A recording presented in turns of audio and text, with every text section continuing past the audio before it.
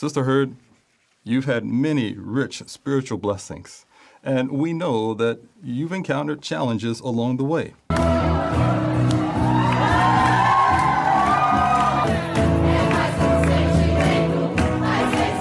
But as you've carried out these assignments through the years, walking in Jehovah's way of peace, how have you managed to enjoy greater inner peace?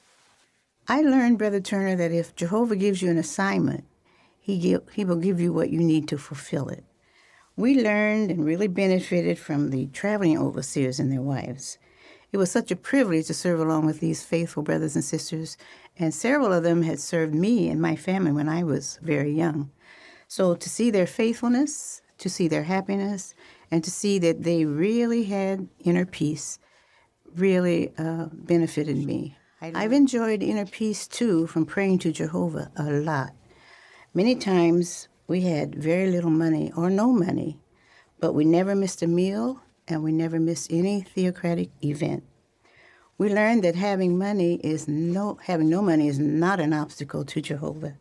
He heard our prayers, he answered them, and it was as if the blessing sometimes just fell out of heaven. I worked and lived with many sisters, and they all had different personalities. So I learned that I had to apply Romans 12:18, where it says, as far as it depends upon me, be peaceable with all men and women. So I learned that I have to adjust my personality sometimes to keep peace. This happened very often, but one time we moved in with a sister on Tuesday morning, and something I said upset her very much. She got very angry. Well, I decided not to pursue the issue because I had to live with her for a week, and I just decided to let her see by my conduct that I could never have meant what she thought. So as the week went by, the days went by, the tension lessened, and by Monday, when we left, we were the best of friends, and she gave me a big hug, and nothing more was said about the subject. Well, it sounds like you handled that beautifully, Sister Herd. Your spiritual qualities were evident. Well, finally, how has walking in Jehovah's way of peace helped you have peace with God? Well, when you see Jehovah act in your behalf over and over and over again, it makes you feel that you have his approval.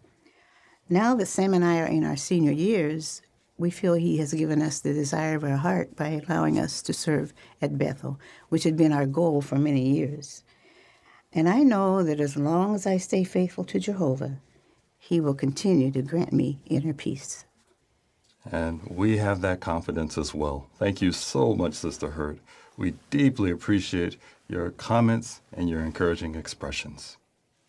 We've been hearing from Gloria Herd, who is the wife of Sam Herd, governing body member.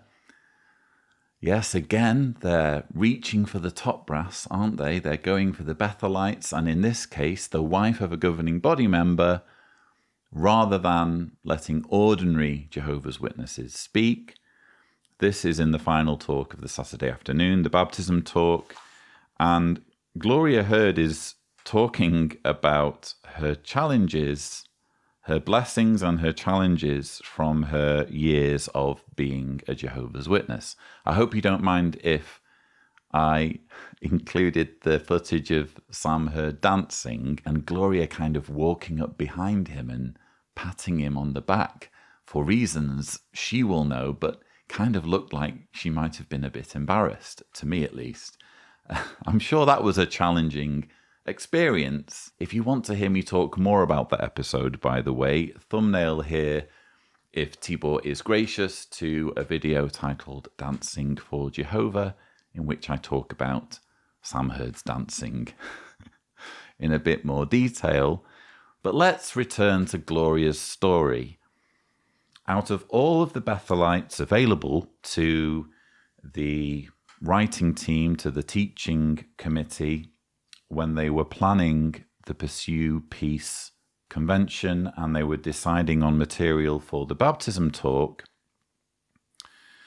out of all of the anecdotes they could have chosen, this was apparently one of the most compelling. But one time, We moved in with a sister on Tuesday morning, and something I said upset her very much. She got very angry. Well, I decided not to pursue the issue because I had to live with her for a week. You decided not to pursue the issue. Do you mean, Gloria, that you refused to apologize to the sister, to the woman in whose house you were staying and who was showing you hospitality and whom you had upset? We're supposed to be impressed by this, viewers. If you're confused, by the way, about this whole I moved in on the Tuesday and I stayed a week thing, perhaps you've never been a Jehovah's Witness and you don't understand what she's talking about. She's referring to the period in her spiritual career when her and Samuel Herd were in the travelling work, when Sam Herd was a circuit overseer, before he was a governing body member. I think it was in the 1970s that Samuel Herd would have been going round from congregation to congregation.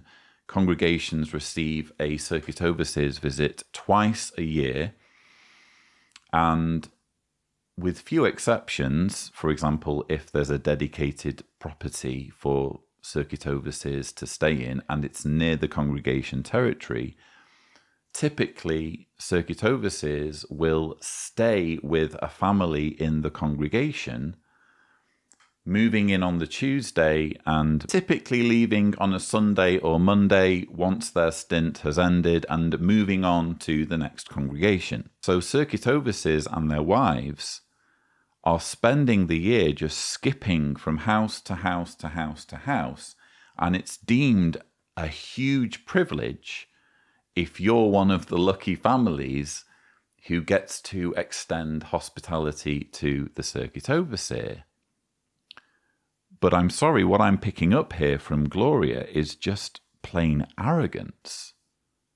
She's visiting someone's home. Someone is providing her with hospitality. She has said something that has upset her. What about all of the material in Jehovah's Witness propaganda about being a peacemaker and being quick to apologize? What about that instruction? Apparently it flies out of the window when we're talking about a governing body member's wife. She gets a free pass. She gets to just pretend that no offence was caused and effectively put the blame on her host for being offended by what she said. And I love the part where she says, And by Monday, when we left, we were the best of friends. And she gave me a big hug, and nothing more was said about the subject. Nothing more was said about the subject. You hadn't said anything about the subject. That's the whole point. You'd avoided talking about the subject. You'd avoided apologizing. You'd just put all of the blame on your host and stayed quiet for the week while your host was offended, all the while staying in her home and benefiting from her hospitality. But don't worry, at the end, when you move out on the Monday, she gives you a big hug, and that apparently means you're the best of friends. When we left, we were the best of friends. I don't think you were the best of friends, Gloria. I think you were tolerated. I think, if anything, your host, who you insulted, showed greater maturity and dignity than you. What we've learned from this interview is if you want to make it in the Jehovah's Witness organization, if you want to climb the hierarchical ladder, it helps if you're a really unpleasant, arrogant person.